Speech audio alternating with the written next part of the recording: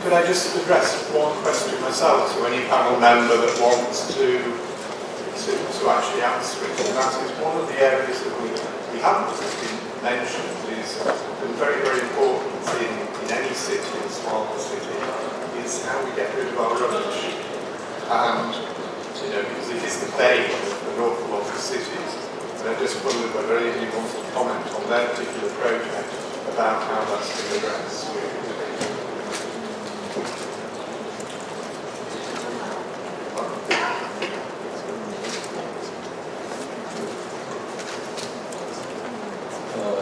Thank you for joining this. I think there is various forms of smart city in these sessions. For example, in the case of NEOM, NEOM is, I think, is a desert field or green field. The most important thing is, I think, the conceptualization of NEOM was the most important value for NEOM. Just economic growth or is a population or quality of life.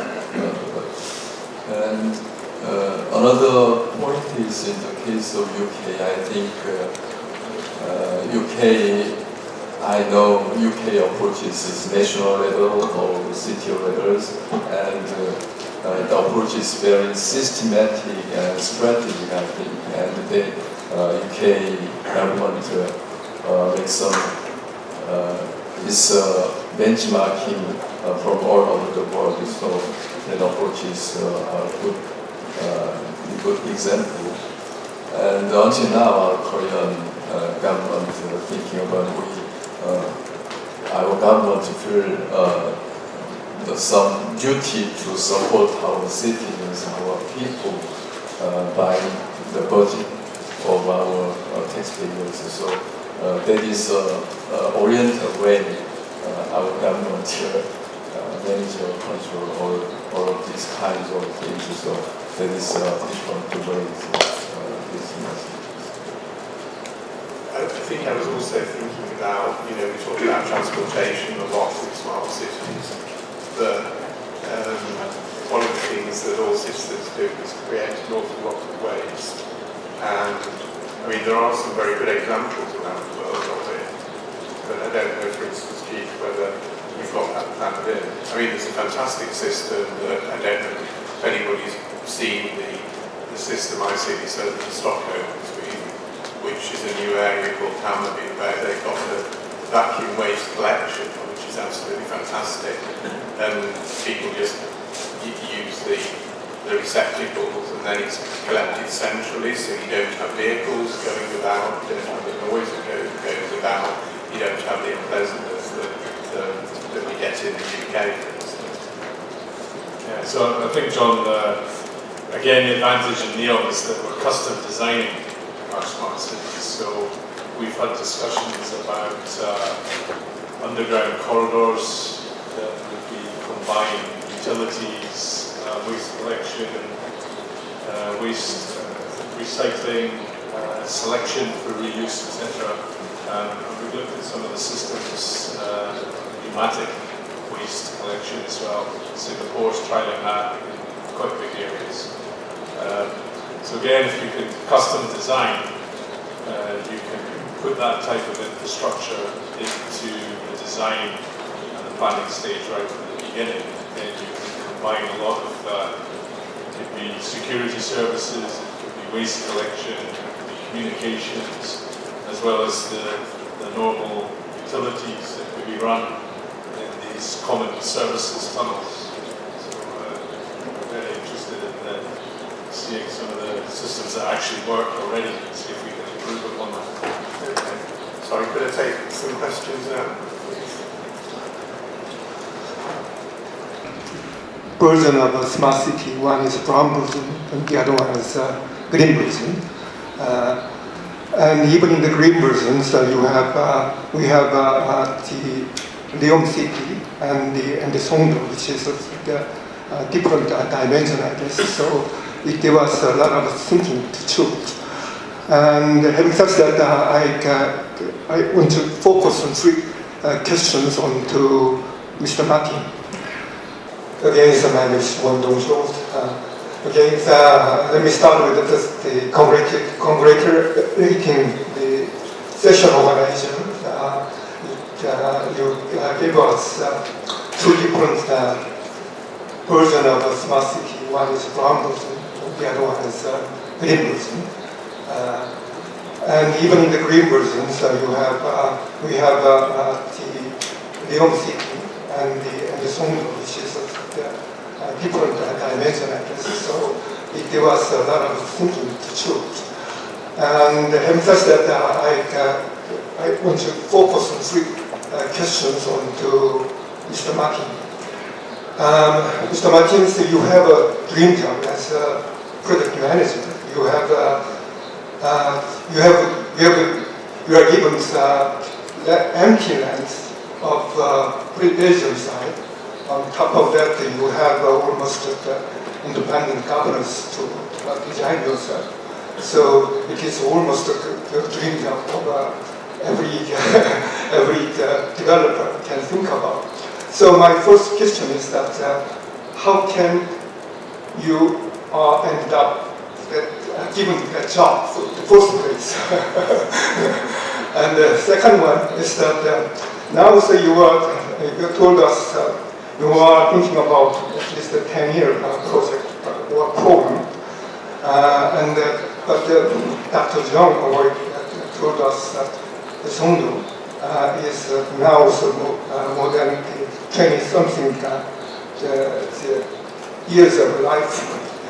And now, after 20 years or so, the Songdo is began to thinking about the next stages. So, in terms of planning your new cities, how can you learn from the Songdo's experience? The secondly, if you can give a recommendation for the Songdo, so what sort of recommendation you can give to the Songdo planner? Thirdly, it is the most essential question. You're talking about the project's PPP framework in developing your NEOM city. But according to Songdo's experience, just the land lease or land selling is not good enough business model. So you already hinted different the business models, and can you give us or can you share us your own ideas of what sort of the business model you are thinking about?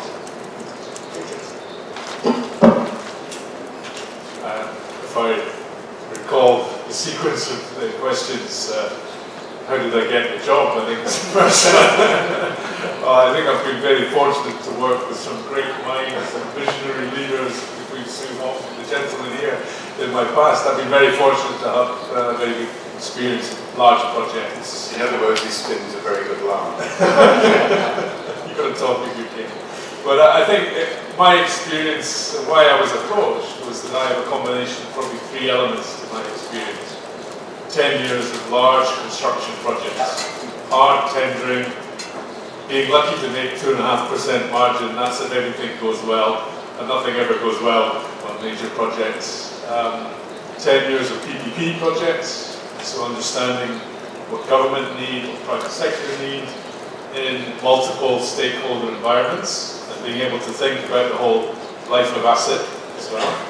And I've had the last 10 years of greenfield development projects, mainly in Asia. So NEOM has actually got all of my favorite things. It's big construction, it's public-private collaboration and partnerships, and it's greenfield and it's development and thinking long-term. So you need all of those aspects. And I think that leads on to your other two questions as well, because if I took them together, 10-year planning, and we've seen the real progress of Songdo in 10 years. I think everybody's impressed by the progress of Songdo in 10 years. We would hope to try and accelerate, and I think it's aspirational to be accelerating what we do in 10 years. Reality will obviously take its course on that journey as well. I think the ability for us to accelerate is because we do have initial funding to invest in the enabling infrastructure. So getting the social infrastructure, the big economic infrastructure right, and paying for it. Right? So we're not a developer that's constantly going, I'll do a little bit of infrastructure to attract enough investment to sell some units, and then I'll do a bit more infrastructure. You're always kind of chasing yourself. We have the ability to think really big on our infrastructure and invest heavily in advance. So being relieved somewhat initially anyway from the pressure of developer profit allows us to be quite confident of our aspirations, progress and what we can do in 10 years. But there's no doubt that pressure will come upon us relatively soon to make return, and it is about making a return. And but the definition of return is different in different places. So I mentioned the reversing of the leakage of the kingdom's economy. So that's a definition of success for us, which might be different to a definition of success on Songdo or other new cities as well. Okay.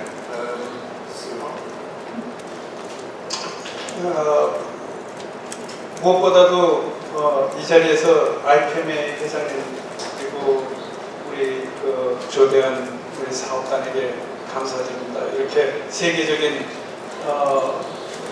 플래너고 시행 관리자들을 한 자리에 모아주실 수 있어서 대단히 감사드립니다.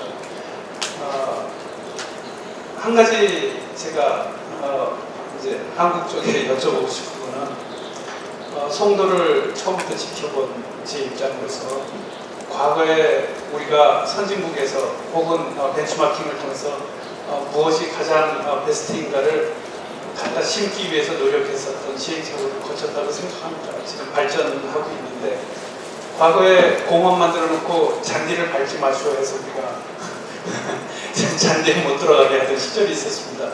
그러나 잔디를 밟지 마시오는 치웠습니다. 그리고 송도에서 실현했는데 그늘이 없어요. 송도에. 그러면 사람 중심적으로 가기 위한 우리의 먼저 어셈션이 필요하다. 그렇다면 사람 중심이라면 보이는 기능만 있는 게 아니고 보이지 않는 기능도 있다. 도로를 가면 차는 다니는데 폭이 넓게 만들어서 8차선, 10차선, 12차선 송도 뻥뻥 뚫려서 가는데 주유소 만드는데 10년 걸렸어요. 과연 이게 스마트 시티에 맞는 퀄리티가 있는가에 대해서는 우리가 진화 발전하는 데 고민을 해야 된다. 사람 중심적으로. 주택단지에 차도는 있는데 입로가 없어서 장애인이 못 다니는 것이 과연 스마트 시티인가? 지금 송도의 입장을 한번 보고 우리가 경제자유구역의 입장을 한번 보면 인구가 없다. 그럼 스마트 시티라고 할 수 있는가? 핸들이 없는데 자동차를 99.99% 완성했다고 자동차가 굴러갈 수 있는가? 라는 고민을 가지고 한번 어떤 입장이신지 보이는 기능과 안 보이는 기능으로 반드시 우리는 구분을 해야 되는데 사람 중심인데 그거를 어떻게 우리 고민하고 계시니 사업단장님 중요하신 분이니까 한번 듣고 싶습니다. Let me speak Korean. 되게 어려운 질문인데 제가 이걸 한번 생각해 보시면 될 것 같아요. 제 경험을 가지고 얘기를 하자면 김포공항에서 외곽순환도로를 타고서 일종의 그 3본을 가려고 하다가 제가 잘못 들어가가지고 인천공항 고속도로를 탔어요. 회차하는데 한 30분 걸리더라고요. 송도는 지금 고속도로 위에 올라간 형태로 진행을 했던 것 같아요. 그러니까 저는 어떤 때는 국도를 달리는 걸 되게 좋아하거든요. 중간에 내릴 수도 있고 쉴 수도 있고 사실 저희가 너무 압축 성장을 하고 그렇게 성공한 경험을 너무 거기에 빠져 있다 보니까 빨리 달리면 달릴수록 보이지 않는 것들이 많아지거든요.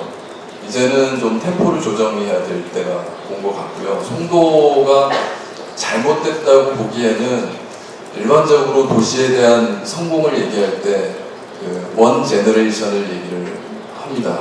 그 이벤트를 발생시켰던 인구하고 그 이후에 그 이벤트로 인해서 태어난 그 세대의 인구가 같아질 때를 원 제너레이션이라고 얘기를 한다라고 하면 송도에서 삶을 느끼고 그거를 실제적으로 체감하는 인구가 상당 수준 올라가야만이 이 송도에 대한 정확한 판단을 할 수 있기 때문에 지금은 성공이다 실패냐로 얘기하기는 힘들 것 같습니다. 그럼에도 불구하고 송도가 처음에 벤치마킹 했던 모델은 게일사가 들어와가지고 뉴욕의 메트로폴리탄이나 이런 그 센트럴파 모델이 들어왔던 거거든요. 근데 제가 최근에 아주 재밌는 내용을 알게 됐는데 뉴욕의 하이웨이를 본따 가지고 만들게 된 서울역의 고가도로 그린웨이를 만들었지 않습니까? 그러니까 그런 프로젝트를 10년 동안 뉴욕에서 계속 어번 플래너로서 매니지먼트를 했던 난 나타로프라는 분이 최근에 구글 사이드워크랩의 CEO로 옮겨가셨거든요. 그분이 지금 트라이하는 게 토론토의 워터프론트에 스마트시티 프로젝트를 작년부터 시작을 하고 있습니다. 작년 10월부터. 그러면 그분이 접근하는 방식에 있어서 뉴욕을 어떻게 얘기를 하고 있냐면 저희가 볼 때 뉴욕이 모든 거를 다 크리에이트했다라고 생각을 하거든요. 그런데 뉴욕의 120가지의 서비스나 솔루션의 모든 그 툴은 전 세계에서 거의 60% 이상을 소싱했다라고 합니다. 그러니까 뉴욕 자체에서 아이디어를 한 게 아니고 전 세계에서 가장 좋은 것들의 가장 좋은 형태를 비교해가지고 커스터마이즈하는 작업을 하면서 그렇게 해서 뉴욕을 세계적인 도시로 끌어올리는 작업을 했다라고 얘기를 합니다. 그러면 거기에서 시사할 수 있는 바는 저희가 지금 가고 있는 길이 올바른 길이 아닐 수도 있다는 생각을 할 수 있어야 되고요. 차를 돌릴 수 있어야 되는 부분이 있고 또 하나는 저희가 만들어내는 그런 아이디어나 컨셉이 그게 베스트가 아닐 수도 있기 때문에 훨씬 더 많은 널리지를 같이 쉐어링하고 그걸 채택할 수 있는 용기가 필요하다는 거거든요. 그래야만이 아까 니옴에서도 얘기하신 코크리에이션의 접근 방식은 대단히 중요하다고 생각합니다. 그래서 송도에도 니옴의 인사이트가 들어가야 되고요. 니옴의 프로젝트에도 송도의 레슨이 들어가야 된다고 저는 생각합니다. 그게 전 세계적으로 스마트시티를 성공하는 길로 가는 거라고 생각하지 우리나라가 뭘 제일 잘한다 이건 중요한 게 아닌 것 같습니다. 그래서 그런 측면에서 우리나라의 어떤 어번 플래닝이나 조닝이나 이런 우리가 그동안 가지고 있었던 부분 중에 과거에 우리가 잘했는데 못하고 있는 부분도 찾아야 되고 외국에서 훨씬 더 좋은 인사이트를 가지고 했던 부분도 같이 살펴봐야 되는 그런 그 열린 사고방식이 현재는 가장 중요하지 않을까 이렇게 생각합니다. I think also you're being too critical of yourselves on Songbird. I think that most projects, and let's take projects outside China because I think that's completely different. Most major projects where you create new communities probably never meet their initial timetable, but most of them, if they're well done, go on to meet their overall objectives. But sometimes it takes longer, and you find that there are periods when projects start to accelerate, which is sometimes a little bit longer than you originally thought. Okay, do we have another question? Thank you. Thanks, John, and thanks so much. This is a very critical aspect. I would focus on participation of the citizens, because you all agree it is for citizens that we do smart cities. But now my question is, how do we integrate them? Do we ask them beforehand? Do we integrate them, that's what we call stakeholder management throughout the project? And do they judge at the end or at certain stages whether their requirements are met? And I think that's something Keith could also answer on this greenfield approach. Did you ask people what they want, or the potential people that move to this place? Yeah, thank you. Yeah, absolutely. You get to the junction of it needs to be people-centric. Your point, so and everybody's been underlying it's about enriching people's livelihoods and how they live, and family behaviour, etc.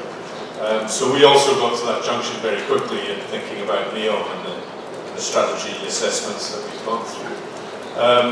One approach that we're doing is, of course, widening the net as wide as we can to get feedback, groups like this and people experienced in those relevant sectors. Specialist workshops with futurists and academics and designers and engineers, of course we're doing that. Something that's probably new, a little bit different that we're doing, we're launching very soon. We've called it a NEOM style competition. But there's two elements to that. It's a globally crowdsourced competition.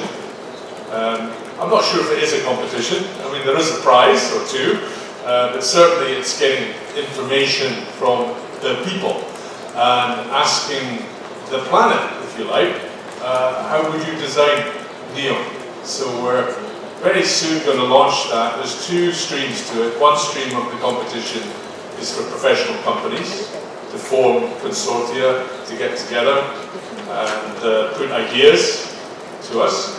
And the other stream is anyone on the planet can log on and choose particular modules. It could be a module about how walking within the city, education, shape, colours, form, entertainment, there's many modules that we put together. So that's kind of our approach to use our industry and our network connections to talk like this, but also widening it as wide as we can to see what comes from that little bit of experiment, if you like. You know, that's my response to it. And trying to get the people-centric element. I think it's also constant dialogue. You know, I don't think any of us would be arrogant enough to say at the start we know all the answers, and we're going to have to change with circumstances as well. And so it's important that that dialogue, and that dialogue is meaningful as well. I've seen developments where people have given it lip service, but actually done nothing about it. It's got to be real, and it's got to be accountable. People have then got to feed back the results of it.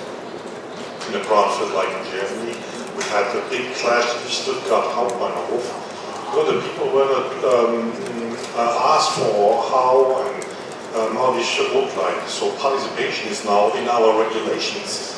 At a certain point of time, we need to talk to the people. It's mandatory. Otherwise, it's just a push of technology or push of a government policy, and this is not working in, more complex contexts. So I think what very interesting to do, let's say, competition or exploration. Yeah, within a framework, because sometimes just asking people if you get a result you don't like. Yes, I understand. He's a real Democrat. Go Brexit. Brexit was what I was thinking. Oh, yes. But yeah, within a framework, it's great to do that. And use today's technology, social internet, social media to do that is how it works. Okay, any other questions? Lady in the middle. Hello everyone, this is Liz from Samsung Electronics. It was such a great learning curve for probably doing different work. I'm doing the corporate public affairs at Samsung. Just a quick questions back to Kate Martin. Ever since this NEOM project was announced at Future Investment Initiative last year, it's been only 7 months, but I'd like to know what kind of phase you're at. If it is still, how do I say, like a planning stage or already implementation phase that you're looking for technology partner or so entertainment, infrastructure is already started. So that's the first question. And then the follow-up question is that one of the most important factors to expedite this kind of project is funding. Of course, the PIF funding, kingdom support is there, but I think the global companies sort of readiness to support this kind of project is very important. SoftBank announced that there's a big chunk of investment last year, but how much were you successful to attract other global companies support? That's the second question. And last but not the least, what kind of challenges are you facing during this whole grand project? Are you sure you're not a banker? You're asking lots of money questions. The stage is very much planning, strategy and planning, and spending a lot of time on it. His Royal Highness the Crown Prince attends all of our board meetings. He's the chair of our board meeting. He reads absolutely everything. And our board meetings last, on average, 9 or 10 hours each session over 2 days. So there's a lot of rigor, and there's never just been I think we should do this, Your Royal Highness, and he says yes or no. It's lots and lots of different questions, questions that we wouldn't normally expect, but it really does open up our minds to think differently about the approach. We're driven by designing for the future, so even how we interact with potential partners and conduct planning competitions should be different as well. We don't want to have a whole raft of RFP documents go out to the market and companies respond to a written brief. So when companies approach us, a lot of companies approach us, and we reach out to international businesses as well, a lot of them say, well, what do you want? How can we help you? And we turn the question around and say, what do you want? And what would you design in NEOM? And we try to start the process with a co-creation type of discussion. So this is taking a lot more time. We do respect the time that we're spending on our strategy and planning. So progress is still at that stage. We're not showing you a glitzy image of the cities or the potential zonal areas that I indicated in the presentation. In fact, our very first conceptual stage 1 competition is probably going to go to the market this month. So we're just at the very early stages of requesting responses from planners and designers, etc. Funding, yes, PIF are there to help us. Specialist funds have been created, but we very quickly have to get into gear. We need funding because we're green or yellow field. We need to pay for the initial enabling infrastructure. We need to support the initial catalyst investors or the anchor tenants. Those investor operators that are prepared to come will be rewarded. They'll be rewarded with partnerships, with joint collaboration with PIF, for example. So if an international company, say a mobility company, comes knocking at our door and wants to come into the region, that's very much aligned with our economic sectors. It's new technology, it's research and development, it's new mobility, and it's using renewable sources of energy to power those electrical vehicles. So very aligned with what we want to do. So we want to find those alignments. We want to use our big brother at PIF to help create new businesses and partnerships to seed the initial momentum. And once that momentum gets going, we're obviously going to look then for the economy of NEOM to support itself after that. But whatever scale, location of greenfield, you have to pay for your infrastructure, and you have to pay for your first catalysts. End of story. If you haven't got the funding to do that, you can have many, many pretty pictures and hope to sell real estate, but it won't happen. You need to create initial businesses, initial catalysts, the anchor tenants. It's a bit like a retail mall strategy. You open your retail mall. If you want to be high-end, you get Gucci, 2 years free rental at the front of the mall. Right? You create the right look and image, the right brands, the right association. So we have to invest in that, and we get the longer-term returns. So we're a model that can do that, because again, we're more about the longer-term returns rather than front-end developer profit and exit. That's not our model. Is that does that get towards answering? So early stages, very much strategy and planning. Yes, we have capital support and resource support and the support of the kingdom at the highest levels. The ability to draft our own governance. So when I talk about incentives, I'm not just talking about tax and fiscal incentives. We talk about energy being a currency. If we're more than 100% renewable energy, and you are a significant catalyst investor and a business aligned with our economic sectors, you could get free energy for 5 years or 10 years. That doesn't cost us anything. So we think of different ways of creating incentives and collaboration for new business to help kickstart that momentum. You've got to have the catalysts. You've got to pay for the first momentum. Is having right now is actually under reshaping process, I would say, and you will have your own jurisdiction at the NEOM. However, how fast you are actually implement, execute, all those things and then free from the other limitations, that's kind of a bit doubtful. What do you think about that? Sorry, you got about 30 seconds. Okay, yeah, those challenges, anybody that's done business in the kingdom will know it's difficult. My friends at Po스코 will know that as well. But you'll also know that we're trying to change things in NEOM. So we know what's difficult in the kingdom. And because we're writing the legal framework, the regulatory framework, the procurement regulations and the governance, we will address those challenges. So straight away, NEOM is not a Saudiization project. So Saudiization project means you have to have certain local content, partnerships, employees, etc. So we're not a Saudiization project. So some of the more obvious challenges in Saudi we've avoided already. And the responses to the other challenges in Saudi, we are creating the governance to support that working relationship. Okay, thank you very much. Thank you all for listening.